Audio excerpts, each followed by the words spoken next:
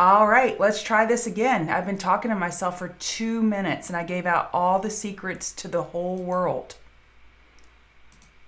All right, can y'all hear me now? Can you hear me now? Absolutely. I am just channeling to all of you. Can you hear me now?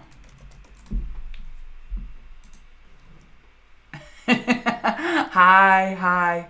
Yo, it's Friday. So now I'll go a little bit longer just so we can just kind of hang out for the same amount of time. And I literally just gave out all the secrets to the whole world. So now I'll have to kind of retrace my steps and see if I can remember them. We have current 15-minute inside bar on ES, resistance 4183.75, support 4180.75. I was saying that the hourly time frame is the most important time frame for me right now. We have an hourly downtrend. Amazon had blowout earnings and it was absolutely amazing, but fundamentals are fundamentals. They don't always translate to price action. I let that go in life. I just totally release that and I trade price action. It makes my life heck of a lot simpler.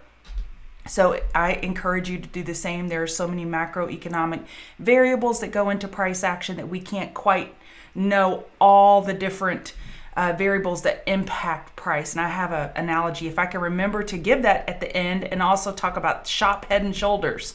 So Luz, I believe, reminded me yesterday, or Rosie, and I still didn't talk about it. So anyway, with ES, we've given up a lot more than what the bulls would like to see. Amazon is extremely important to the market today, but I would say Apple is even more important. So let's go over Apple real quick. I didn't have that pulled up, but so Apple right now is testing this low. These lows need to hold, in my opinion, or it could be further downside, 131.41, 131.30, and Dan in the Chart Guys community is also pointing out XLF has not seen a lot of consolidation. Look at XLF. It's just been bulls. It's been the bull parade. So if XLF were to start giving some price action back and lose, we have a 4-hour inside bar right now, but start losing some of this momentum, then we could really see the market pull back. XLF is now the second largest holding in SPY. So XLK and then XLF. XLF was the third largest holding. Now it's the second. So XLF has really been propping up the market. They had great earnings back here. Then they're pushing higher, propping up the market, while NASDAQ is doing the drunk walk of shame this week, up, down, and all around. So just know that going in, Apple is pretty important to today, and XLF needs to hold its strength, because what we've been warning about in the TCG community is if all the sectors start losing their hourly uptrends, then we could really see some bear follow through. So on the hourly for NASDAQ, we have a downtrend. 1392350 is that hourly resistance that the bulls would need to clear, get that higher low to change the trend. So let me go back to the 15-minute and then let's just kind of jump around like we always do every morning. So RTY is the weakest. Look at the distance from, let's just look at the 50 MA, the yellow line. So we have RTY, NASDAQ, then ES, and then the Dow is holding up the best. They all look pretty weak. You can see that they're all four below the key EMAs on the 15-minute. We've been doing this every day this week where we have looked at the sectors relative to each other. And in all 4 days, we had a relative outperformer. All four are red this morning. I mean, it's less than 1%. This isn't, bears in control, but it is something to note. 15-minute EQ on RTY. Resistant 227790. There's a little spike. I don't know if we're having news this morning or what. Then 228620 is your next resistance. You have support down at 2271 and 2267. Dow, this could be a bear flag on a higher time frame. On the 30-minute, definitely could be a bear flag. And a bear flag, I like to call it a dog leg, where you just kind of see price pop up and then the bears resume control and then you just roll over. I also want to just stop and encourage you in the comment section, not in the chat section, in the comment section of the video. If you'd like to give me any things that you would like to see more of, make this the request day. We'll make Friday request day. And it may not happen today, but what you would like to see more of in the future, just give us some suggestions. Be nice. I still have feelings, but give us some suggestions. I always want to improve TCG. We want to get better every day. So with the Dow, let me go back, get that resistance. The next resistance is up at 33856, 33895, support 33792, and then 33780. This is a beautiful bounce, but look how it's happening on lower volume. You see that? So we may be bouncing, but at this point, this is what a dead cat bounce is.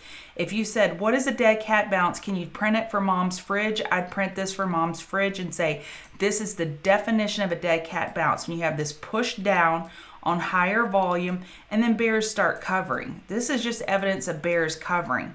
This isn't Johnny, Susie, Sally jumping in and saying, oh my God, I love YM bullish, or you would have much larger volume bars. This is a dead cat bounce. So now bears are just saying, okay, I got my profit. I gave it to the wife for her to go buy some new shoes. So now I'm just going to reposition myself to get more money.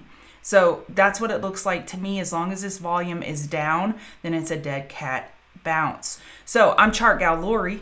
I said all that earlier when I was muted. I'm part of the Chart Guys community. We teach technical analysis. We have a thriving community with channels like marijuana, crypto. We don't give away marijuana. We discuss technical analysis. Crypto, we have a community channel, a beginners channel, futures.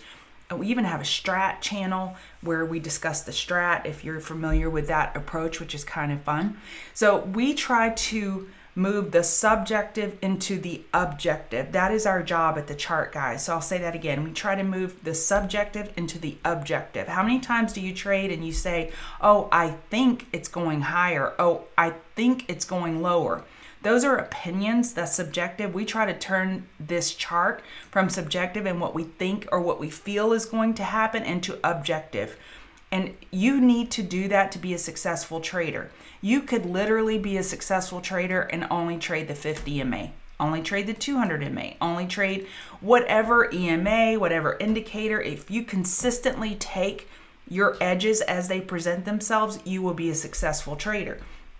So if you are a subjective trader and you don't have a trading plan or setup that's very objective, then I suggest you push yourself away from trading for a bit until you can nail those things down. We want to move to a very objective trader. And I'll use one more example for this. And I just learned how to play poker, so excuse my analogy, it may be poor. But if you get two aces handed to you on the first deal out, that's a pretty good hand. And then on the river or the flop or whatever, you get another ace. You know what to do. You know to up what you have on this position, to increase your position size. You know what to do. It's very objective. There are some subjective components as far as position size and as far as, how many people are at the table, yada, yada. But it is very objective. In blackjack, when you have a 12 given to you on the first two cards, you know you have to hit and take your chances of getting closer to 21 or bust. It's very objective. Trading is the same way. And if it's very subjective to you and it's just a feel, I think this is going to happen, I think that's going to happen, and you get smacked around by the market every other day, that's why. So let's move to a more concrete trading plan. All right, so as part of this show, we go over the Fab Four: commodities, crypto, and movers and shakers. Oh, the comment section's turned off. That, you know what? There is no room for improvement. So if you want to put any suggestions that you have in chat, please do so. Maybe wait to the end so I can scrub chat and make sure if there's anything that I need to look at. So with gold, let's go to the hourly. Hourly, this is pretty sideways. Even though we lost this hourly uptrend, we're still holding 1765.10. That is key support, then 1754.60. So this is just a hard week for gold. So if you were gold, you just had a hard week. You had the FOMC, then you gave it all back. And so to me, that's the action that's going on right now. We have a little bit of megaphone where bulls are finding exhaustion, bears are finding exhaustion. So we definitely have a broadening wedge formation on gold. But just give gold some grace. They had a tough week. This is just like your friend that went through a breakup and got jerked around by the boyfriend. I love you. I don't love you. That's what happened with gold. We love you. You're the best. FOMC. Oh no, you're terrible. We don't need you as an asset to hedge. So that gold's having a rough week. Have grace over it. It is a broadening wedge formation. Maybe next week it can, wipe the mascara out from underneath his eyes and, have a better week. So on the hourly with oil, we are oversold. Remember, we have rig count this morning at 10:30 Central, I believe. 12:30 Central. Please confirm that, whatever time frame you're on. If you're trading oil, you need to know that. So we've lost a support of 63.53. Your next support is 62.78. I actually like XOM setup. That is ExxonMobil. They had earnings this morning. I like that they have earnings out of the way. I actually had it on my list to go over. It's potential technical setup. I think oil, even though this is a pretty significant pullback, the chart set up overall. Let's go back to the daily. So on the daily, we haven't lost this uptrend. So we have a daily uptrend. So hourly oversold may be an opportunity actually to bottom fish this. All right, now let's go look at crypto. Crypto's having a little bit of a better night than it had yesterday. We have a little bit of a head and shoulders forming on the 15-minute. Head and shoulders do not always come to fruition. They don't. No pattern has a 100% hit rate. None of them. So what I was going to say yesterday about SHOP, let me go to that right now. SHOP has a history of doing these head and shoulders patterns, which if we condense this to like 2 day, you can see it. So it is infamous for the head and shoulders, no follow through. It has it back here. There's another one that's pretty obvious. And of course I can't find it here. So SHOP likes to do this. Head and shoulders resume higher. So the reason I point that out is right now SHOP has a head and shoulders. If you kind of condense this down to the 2 day. Sorry if I'm getting you dizzy. We've broken the left side of the neckline, but I just want you to know that SHOP is a perfect example of not all head and shoulders pattern equate to bearish action. And that's what I'm seeing right now with Bitcoin. Got a little bit of head and shoulders. That doesn't mean jump out willy-nilly of your position. That just means watch your stop. So 54,101 is your support. I would move my stop down to 54,000 area. Just a little more wiggle room than 53,958. Was your next support resistance 54834, then 55226. So Ethereum wasn't that fun yesterday. I saved it. So 281109, we discussed it. Let me zoom out on this one. We did this quick fib pull. 281109 was that resistance. We stopped at 2800. I took some profit in that area as I said I would. We have a daily inside bar forming. The high of that bar 2800, low 2672. So on the hourly on Ethereum. So when we have an inside bar, this is what happened. This is a perfect chart to explain to you what happens with an inside bar. So on the daily, you can see this yellow bar, we have an inside bar. So this range, today's range, is within yesterday's mother range. And you go to the hourly and the chart looks drunk. Look at this. Walk of shame. I call it bangarang. This is perfect bangarang where you go bang into resistance, bang into support. Well, actually it stopped up here, but so you get these hourly trend changes and then it leads to nothing because on the higher time frame, you're still locked. You're landlocked in that high and that low. So anything that you do within that is not as meaningful. You could still trade and scalp it if you were a seasoned day trader, but that's what I mean by drunk chart is when you're locked within that prior day's range. All right, Amazon with those beautiful earnings. So the former all-time high was 25.5225. So that's 25. Let me go put that on the chart. So that is right here. This may act as a magnet today. I'm not saying that it will, but that's where price is hanging out right now. So we are hanging out at that prior all-time high. We may come down and gap fill. If we gap fill, it may be a buying opportunity for a day trade, but it's Friday. I'm not going to establish swing positions. I still have a small Amazon position on all in options. I was willing to risk the whole debit paid or the credit, the premium sold on my position because I really love this Amazon weekly chart, but I don't think that Friday's the day to be establishing positions. We had a lot of upgrades roll in, so your resistance. So just know that the key level is 2552.25, just to make it easy, 3550. So 3550, that prior all-time high, that general area could act as a magnet. You have resistance 3567 and then 3604.79. You have support down here at 3538, 3536, then 3500 psychological. So Amazon should be fun for day traders. The premium has gone down because the earnings are over. So on IIPR, Dan posted this in Marijuana Room, and I've been watching it. We've been trading this in TCG since $23. Just a beautiful chart. It has a nice dividend too, by the way, because it's a marijuana REIT. So we have a nice tightening pattern. You have resistance up at 195.78. $200 support, 174 and 170.25. So if you could get a bottom fish close to 174, this could be a good swing opportunity. And I would even consider breaking my Friday position rule to establish 1/3 if it were to approach 174. This is not a mover and shaker in pre-market. This is a technical setup that I'm watching for a swing. Roblox with a weekly inside bar. The high 78.30. The low is 67.30. Jacob, I'll go over Square, okay? I will go over it. Okay, so we have a weekly inside bar on Roblox. We had a lot of volume come in yesterday toward the end of the day. Then it sold off, but this volume got my attention. We double topped at the high of day. So how could you trade this? If it comes into 77.60 again, you could possibly short it. If it comes down to 72.83, it could be a buy. So this is a newer IPO, doesn't have a lot of price history, but I would be looking for a higher low relative to the low of yesterday for a possible swing. Roku had bad news. YouTube is being removed from Roku. Okay, so that's bad news for Google. They're not going to have YouTube on Roku, and that's bad news for Roku. That's one less offering they're offering to their customers. However, I would not be shorting Google with that $50 million buyback. I think this is negative for Google, but with the news negatively impacting them both, I'd rather go for a Roku short. So this is actually top watch for me today. If it could bounce into the EMAs, I'd like this one. Let me go back.